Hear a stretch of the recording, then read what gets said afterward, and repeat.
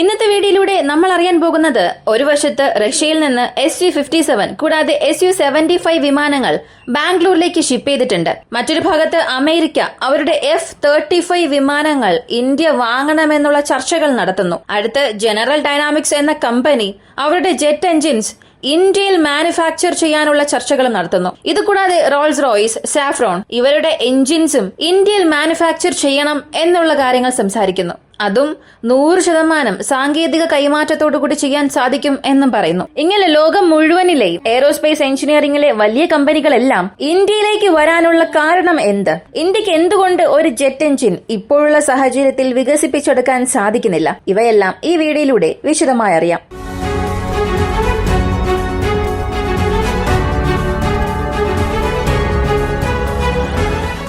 ആദ്യത്തെ കാര്യം 5ാം തലമുറ യുദ്ധവിമാനമാണ്. 4.5 ജനറേഷൻ എടുക്കുകയാണെങ്കിൽ അതൊരു സ്റ്റെൽത്ത് വിമാനം അല്ല.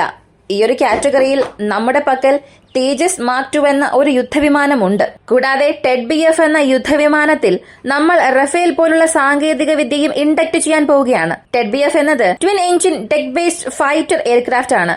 അതിനെ നേവിക്ക് വേണ്ടി നമ്മൾ നിർമ്മിക്കുന്നുണ്ട്. നേവിയിൽ അത് സക്സസ്ഫുള്ളായി പെർഫോം ചെയ്യുകയാണെങ്കിൽ അതിനെ ഇന്ത്യൻ വ്യോമസേനയിലും ഇൻഡക്ട് ചെയ്യും. അടുത്തിടെ വന്ന മറ്റൊരു വിവരം, റഫേലിലുള്ള ചില സാങ്കേതിക വിദ്യ റിവേഴ്സ് എഞ്ചിനീയറിംഗ് ചെയ്ത് TED-BF വിമാനങ്ങൾ നിർമ്മിക്കുകയാണെങ്കിൽ വളരെ കുറഞ്ഞ ചിലവിൽ നമ്മളെ കൊണ്ട് MRFA ടെൻഡർ പൂർത്തിയാക്കാൻ സാധിക്കും എന്നും പറയുന്നു. അതായത് MRFA ടെൻഡറിന് വേണ്ടി നമ്മൾ $25 ബില്യൺ മാറ്റിവെച്ചിട്ടുണ്ടല്ലോ. ഈ $25 ബില്യൺ മറ്റു രാജ്യങ്ങൾക്ക് നൽകുന്നതിന് പകരം അതിൽ ഒരു 15 ബില്യൺ എടുത്ത് റഫേൽ വിമാനത്തിൽ നിന്നും റിവേഴ്സ് എഞ്ചിനീയറിംഗ് ചെയ്ത സാങ്കേതിക വിദ്യ ഉപയോഗിച്ച് TED-BF നിർമ്മിക്കുകയാണെങ്കിൽ 120 വിമാനങ്ങൾ ഇന്ത്യൻ വ്യോമസേനയിലേക്ക് കൊണ്ടുവരാൻ സാധിക്കുമെന്നും പറഞ്ഞു. ഇത് ഒരു പ്രധാനപ്പെട്ട കാര്യമായി കാണേണ്ടതുണ്ട്.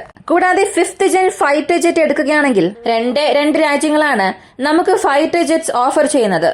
ഒന്ന് റഷ്യ, മറ്റൊന്ന് അമേരിക്ക. അമേരിക്കയെ സംബന്ധിച്ച് ഈ ജെറ്റ് എഞ്ചിൻസിന്റെ കാര്യത്തിൽ നിരവധി പ്രശ്നങ്ങൾ അമേരിക്ക നമുക്ക് തന്നിട്ടുണ്ട്.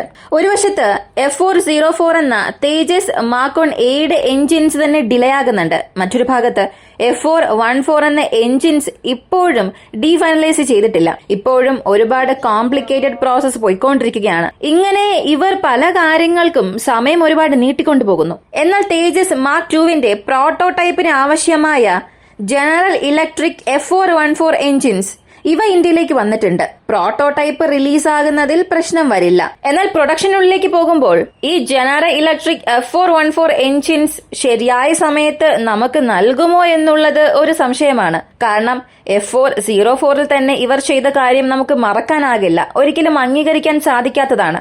ഇവിടെ അമേരിക്കക്കാരുടെ അഭിപ്രായം F-35 എന്ന യുദ്ധവിമാനമാണ് ഇപ്പോൾ ലോകത്തിൽ അഡ്വാൻസ്ഡ് ആയിട്ടുള്ള 5th ജെൻ എയർക്രാഫ്റ്റ്. അതും സത്യമാണ്. ഈ വിമാനം ഇന്ത്യ വാങ്ങുകയാണെങ്കിൽ അമേരിക്കയുടെ ഒരു അലയായി ഇന്ത്യ മാറും. റഷ്യയെയും ചൈനയെയും വിട്ട് ഇന്ത്യയെ നമ്മുടെ ഭാഗത്തേക്ക് കൊണ്ടുവരാം എന്നുള്ളതാണ് അവരുടെ ഒരു ഐഡിയോളജി. എന്നാൽ F-35 നമ്മൾ വാങ്ങുകയാണെങ്കിൽ അതിന് നമുക്ക് പ്രധാനപ്പെട്ട ചില കണ്ടീഷൻസ് ഉണ്ട്. കാരണം F-35 എന്നത് F-16 നൂതനമായ ഒരു വിമാനമാണ്. വളരെ നൂതനമായ ഏവിയോണിക് സെൻസേഴ്സ് എല്ലാം അതിലുണ്ട്. ഇതിലും പ്രധാനമായി പറയണമെങ്കിൽ F-35 ചില സവിശേഷതകൾ അമേരിക്കയെ കൊണ്ട് റിമോട്ട് കൺട്രോളർ ഉപയോഗിച്ച് പ്രവർത്തിപ്പിക്കാൻ സാധിക്കും. എങ്ങനെയാണോ കാർഗിൽ യുദ്ധം നടക്കുന്ന സമയം നമ്മുടെ കാർഗിൽ പ്രദേശത്ത് GPS സിഗ്നൽസ് എല്ലാം അമേരിക്ക തടഞ്ഞത്, അതുപോലെ തന്നെ F-35 ചില പ്രധാനപ്പെട്ട ഫീച്ചേഴ്സിനെ കട്ട് ചെയ്യാൻ അവരെ കൊണ്ട് സാധിക്കും ഒരു യുദ്ധ സാഹചര്യം വരുമ്പോൾ. ഇങ്ങനെ നമുക്ക് പ്രശ്നം ഭാവിയിൽ വരാൻ പാടില്ല എന്നുണ്ടെങ്കിൽ പ്രധാനമായും F-35 AC റഡാറിലുള്ള സോഴ്സ് കോഡും നമ്മൾ വാങ്ങണം. വെപ്പൺ മാനേജ്മെന്റ് സിസ്റ്റം കൂടാതെ AC റഡാറിന്റെ മുഴുവൻ കോഡും നമ്മുടെ പക്കൽ ഉണ്ടെങ്കിൽ മാത്രമേ നാളെ അമേരിക്ക ഏത് പ്രശ്നം ചെയ്താലും നമുക്ക് നേരിടാൻ സാധിക്കൂ. അതായത് ഇപ്പൊ F-35 air to air missile നൽകാൻ കഴിയില്ല എന്നവർ പറയുകയാണെങ്കിൽ നമ്മുടെ രാജ്യത്ത് നിർമ്മിച്ച മിസൈൽസ് നമുക്ക് അതിൽ ഇൻഡക്ട് ചെയ്ത് നമ്മളെ കൊണ്ട് യുദ്ധം ചെയ്യാൻ സാധിക്കും. എന്നാൽ എഞ്ചിൻ പോലുള്ള അല്ലെങ്കിൽ ചില പ്രധാനപ്പെട്ട എയർ ഫ്രെയിം റിലേറ്റഡ് കോമ്പണന്റ്സ് നമുക്ക് നൽകാൻ പാടില്ല അല്ലെങ്കിൽ നൽകില്ല എന്നവർ തീരുമാനിച്ചു കഴിഞ്ഞാൽ അതുപോലെ തന്നെ അവർക്കത് ചെയ്യാൻ സാധിക്കും. പക്ഷേ ഒരു പ്രത്യേക കാലത്തിനുള്ളിൽ F-35 നമുക്ക് ഉപയോഗിച്ച് അതുവഴി നമ്മുടെ ശത്രുക്കളെ നമുക്കൊണ്ട് നേരിടാൻ സാധിക്കും. അപ്പോ സോഴ്സ് കോഡ് ഉണ്ടെങ്കിൽ മാത്രമേ F-35 കിട്ടിയിട്ട് കാര്യമുള്ളൂ. ഇത് ഒരു ഭാഗത്ത് പോയിക്കൊണ്ടിരിക്കുമ്പോൾ മറ്റൊരു ഭാഗത്ത് എഞ്ചിൻ മാനുഫാക്ചറിംഗിലേക്ക് വരാം. എഞ്ചിൻ മാനുഫാക്ചറിംഗിനെ സംബന്ധിച്ച് ഇന്ത്യക്ക് ഹെവി ഇൻവെസ്റ്റ്മെന്റ് ആവശ്യമാണ്. അടുത്തിടെ DRDOയിൽ നിന്നും 40,000 കോടി രൂപ ആവശ്യമാണെന്ന് പറഞ്ഞിരുന്നു. ഈ 40,000 കോടി ഇപ്പോ മന്ത്രിസഭാ സമിതിയിൽ നിന്നും റിലീസ് ചെയ്തിട്ടുണ്ട്. അതും 48,000 കോടി റിലീസ് ചെയ്തു. 8,000 അവർക്ക് അവിടെ കൂടുതൽ നൽകിയിട്ടുണ്ട്. ഇതുവഴി എയർ എഞ്ചിൻസ് മാനുഫാക്ചറിംഗ് ചെയ്യുന്ന അല്ലെങ്കിൽ ഈ എഞ്ചിൻസ് ടെസ്റ്റ് ചെയ്യുന്ന ഫെസിലിറ്റി നമുക്ക് ഇന്ത്യയിൽ നിർമ്മിക്കാൻ സാധിക്കും. എന്നാൽ എയ്റോ എഞ്ചിൻസിനെ സംബന്ധിച്ച് ഇത് നിർമ്മിച്ചതിനു ശേഷം ഈ വിമാനത്തിൽ ഇൻഡക്ട് ചെയ്ത് ആ വിമാനം നമ്മൾ 15-20 വർഷം ഉപയോഗിച്ചാൽ മാത്രമേ എഞ്ചിനിൽ എന്തൊക്കെ പ്രശ്നമുണ്ട് എന്നുള്ളത് മനസ്സിലാക്കി അത് ഓരോന്നായി ശരിയാക്കി അവസാനത്തെ ഒരു 15-20 വർഷം കഴിഞ്ഞ് നല്ലൊരു നിലവാരമുള്ള എഞ്ചിനാക്കി നമുക്കതിനെ മാറ്റാൻ സാധിക്കും. ലോകത്തിൽ ഇനി ആരൊക്കെ എയ്റോ എഞ്ചിൻസ് നിർമ്മിക്കണമെന്ന് ചിന്തിച്ചാലും ഇതാണ് പ്രോസസ്. അത് ജപ്പാനായാലും യൂറോപ്പ് ആയാലും അമേരിക്ക ആയാലും ചൈന ആയാലും ആര് നിർമ്മിക്കണമെന്ന് ചിന്തിച്ചാലും 15 മുതൽ 20 വർഷം ആ എഞ്ചിൻ ഉപയോഗിച്ച് നോക്കിയാൽ മാത്രമേ ആ എഞ്ചിനിലുള്ള പ്രശ്നങ്ങൾ എല്ലാം പരിഹരിച്ച് അതിനെ നല്ലൊരു നിലവാരത്തിലേക്ക് എത്തിക്കാൻ സാധിക്കൂ. ഇതിനകം ലോകത്തിൽ വളരെ കോംപ്ലിക്കേറ്റഡ് ആയിട്ടുള്ള എഫിഷ്യന്റ് ആയിട്ടുള്ള എഞ്ചിൻസ് നിർമ്മിച്ചുകൊണ്ടിരിക്കുന്ന കമ്പനികളുടെ സഹായം ഇല്ലാതെ നമ്മൾ ഒരു എഞ്ചിൻ മാനുഫാക്ചർ ചെയ്താൽ അതിൽ ലോകത്തിലെ നിലവാരമുള്ള ഒരു എഞ്ചിൻ ആകില്ല, വെറും ഒരു എഞ്ചിൻ മാത്രമായിരിക്കും. ഇതാണ് ചൈനക്കാർ ചെയ്യുന്നത്, റിവേഴ്സ് എഞ്ചിനീയറിംഗ് വഴി. എന്നാൽ ചൈനക്കാർ പറയുന്നത് കുറഞ്ഞത് ഞങ്ങൾ 2015 അല്ലെങ്കിൽ 2010 കാലഘട്ടത്തിൽ ആരംഭിച്ച് ഇന്ന് ഞങ്ങളുടെ എഞ്ചിൻ ഒരളവിൽ നന്നായി പെർഫോം ചെയ്യുന്നുണ്ട്. പക്ഷേ നിങ്ങൾ അവസാനം വരെയും വെറുതെ സംസാരിച്ചുകൊണ്ടിരിക്കുന്നു എന്നതല്ലാതെ എഞ്ചിൻ നിർമ്മിച്ചിട്ടില്ല. ഇപ്പോൾ വരെയും നിങ്ങളുടെ പക്കൽ ഒരു വർക്കിംഗ് എഞ്ചിൻ ഇല്ല എന്നാണ് അവർ നമ്മെ നോക്കി കളിയാക്കുന്ന കാര്യം. അപ്പോൾ ഇതിനായിട്ടുള്ള ഒരു പരിഹാരം എന്താണെന്ന് ചോദിച്ചാൽ നമ്മളൊരു എഞ്ചിൻ നിർമ്മിച്ച് അതിനെ 10-15 വർഷം ഉപയോഗിച്ച് ടെസ്റ്റ് ചെയ്ത് നോക്കാനൊന്നും നമുക്കിപ്പോൾ സമയമില്ല. അതിനാൽ ഇതിനകം എഞ്ചിൻ മാനുഫാക്ചറിംഗിൽ മുകളിലുള്ള റോൾസ് റോയ്സ്, സാഫ്രോൺ പോലുള്ള കമ്പനികളുമായി ടൈഅപ്പ് നടത്തി നമ്മുടെ ഇന്ത്യക്കുള്ളിൽ എഞ്ചിൻ നിർമ്മിക്കുന്നതാണ് നല്ല ഐഡിയ. എങ്കിൽ മാത്രമേ ഒരു എഫിഷ്യന്റ് ആയിട്ടുള്ള എഞ്ചിൻ നിർമ്മിക്കാൻ സാധിക്കൂ. ഒരു എഞ്ചിന്റെ പ്രശ്നങ്ങൾ എന്തൊക്കെയാണ് എന്നുള്ളത് മനസ്സിലാക്കി അവരോടൊപ്പം ടൈഅപ്പിൽ നിർമ്മിച്ച് ആ ഒരു ഉൽപ്പന്നം നേരിട്ട് നമുക്ക് ഗ്ലോബൽ മാർക്കറ്റിലേക്ക് മത്സരാർത്ഥിയെ കൊണ്ടുപോകാൻ സാധിക്കും.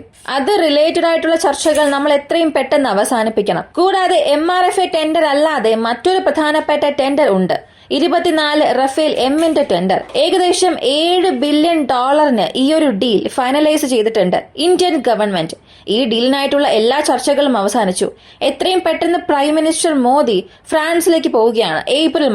ഏപ്രിൽ മാസം ഫ്രാൻസിൽ വെച്ച് ഈ ഒരു ഡീൽ മുഴുവനായും അവസാനിപ്പിക്കും. 24 ഫ്രഞ്ച് രാജ്യത്തിന്റെ റഫേൽ എം യുദ്ധവിമാനങ്ങൾ നമ്മുടെ കപ്പൽ സേനയ്ക്ക് നമ്മൾ നൽകും. നമ്മുടെ എയർക്രാഫ്റ്റ് കാരിയേഴ്സിൽ നിന്നും ഇതിനെ ഓപ്പറേറ്റ് ചെയ്യും. ഇനി ഇതിനായിട്ടുള്ള ഒരു പ്രശ്നം എന്താണെന്ന് ചോദിച്ചാൽ വിങ്സ് അഫോർഡബിൾ അല്ല. അപ്പോ കുറഞ്ഞ നമ്പറിൽ മാത്രമേ നമുക്ക് എയർ ഫ്രെയിംസ് ഈ എയർക്രാഫ്റ്റ് കാരിയറിൽ വയ്ക്കാൻ സാധിക്കൂ. വളരെ കൂടുതൽ എണ്ണം വയ്ക്കാൻ സാധിക്കില്ല. ഇതാണ് ഒരേ ഒരു മൈനസ്. എന്നാൽ ക്യാപ്പബിലിറ്റി വൈസ് നോക്കുകയാണെങ്കിൽ സൗത്ത് ഈസ്റ്റ് ഏഷ്യയിൽ പ്രധാനമായും ഇന്ത്യ, ചൈന, ഇന്തോനേഷ്യ പോലുള്ള രാജ്യങ്ങൾക്കിടയിൽ വളരെ ശക്തിയാർന്ന എയർക്രാഫ്റ്റ് കാരിയർ എയർവിംഗ് ആയിട്ടുള്ളത് ഈ റഫേൽ മറൈൻസ് ആണ്. കാരണം ചൈന ഇതുവരെയും അവരുടെ 5th ജെൻ എയർക്രാഫ്റ്റ് ഇൻഡക്ട് ചെയ്തിട്ടില്ല. അതവർ ചെയ്യുകയാണെങ്കിൽ അത് മറ്റൊരു ടോപ്പിക്. പക്ഷെ ചെയ്യാത്തത് വരെയും നമ്മുടെ പക്കലാണ് ഉള്ളതിൽ വെച്ച് ഏറ്റവും പവർഫുൾ ആയിട്ടുള്ള എയർ ഫ്രെയിം ഉള്ളത്. ഈ വീഡിയോയിൽ പറഞ്ഞ കാര്യങ്ങളെല്ലാം ശ്രദ്ധിച്ചവർക്ക് ഒരു കാര്യം മനസ്സിലാക്കാൻ സാധിക്കും. ഇൻഡിജിനിയസ് ആയിട്ടുള്ള പ്രോജക്ട്സ് നമുക്ക് എത്രത്തോളം ആവശ്യമാണോ അതുപോലെ തന്നെ ഫോറിൻ കൊളാബറേഷനും നമുക്ക് ആവശ്യമാണ്. കാരണം നമ്മുടെ പക്കൽ സമയം ഇല്ല. സമയമുണ്ടെങ്കിൽ നമുക്ക് മുഴുവനായും നമ്മുടെ ഇന്ത്യയിൽ തന്നെ നിർമ്മിക്കാൻ സാധിക്കും. സമയം ഇല്ല എന്ന കാരണം കൊണ്ട് കൊളാബറേഷനെ നോക്കി നമ്മൾ പോകേണ്ടതുണ്ട്. പക്ഷെ അങ്ങനെ പോകുമ്പോൾ അതിലും ഒരുപാട് പ്രശ്നം വരുന്നുണ്ട്. ഒരുപാട് രാജ്യങ്ങൾ നമ്മുടെ പക്കൽ നിന്ന് എങ്ങനെ പണം ചൂഷണം ചെയ്യാം, നമ്മുടെ ഇൻഫ്ലുവൻസ് എങ്ങനെ ചൂഷണം ചെയ്യാം എന്നുള്ളതാണ് നോക്കുന്നത്. അപ്പോൾ മറ്റു രാജ്യങ്ങളുടെ വലയിൽ അകപ്പെടാതെ നമ്മുടെ പ്രോജക്ട്സ് നമ്മൾ കൊണ്ടുപോകേണ്ടത് നമ്മുടെ കയ്യിലാണുള്ളത്. നിങ്ങൾ തന്നെ പറയുക, ഏത് കൺട്രിയുമായി ഡീൽ ചെയ്യുന്നതായിരിക്കും നമുക്ക് നല്ലത്? റഷ്യയാണെന്ന് നിങ്ങൾ തീർച്ചയായും പറയും. പക്ഷേ എല്ലാ കാര്യങ്ങൾക്കും നമുക്ക് റഷ്യ ആശ്രയിക്കാൻ സാധിക്കില്ല.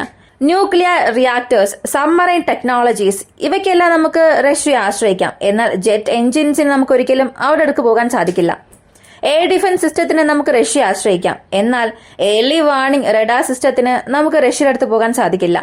ഇങ്ങനെ ഒരുപാട് കാര്യങ്ങളിൽ അവരുടെ പക്കൽ നിന്ന് ടെക്നോളജീസ് വാങ്ങാൻ സാധിക്കില്ല. അപ്പോൾ വെസ്റ്റേൺ കൺട്രീസ് എന്ന കാറ്റഗറിയിൽ ഏത് കൺട്രിയുടെ പക്കൽ നിന്ന് എങ്ങനെയുള്ള ഡീൽ നമുക്ക് നെഗോസിയേഷൻ ചെയ്യാം എന്നുള്ള നിങ്ങളുടെ അഭിപ്രായം കമന്റിൽ പറയുക. ഇങ്ങനെയുള്ള വീഡിയോസ് കാണാൻ താല്പര്യമുള്ളവരാണ് നിങ്ങളെങ്കിൽ ഇപ്പോൾ തന്നെ നമ്മുടെ ചാനൽ സബ്സ്ക്രൈബ് ചെയ്യുക. മറ്റൊരു വീഡിയോയുമായി വീണ്ടും കാണാം.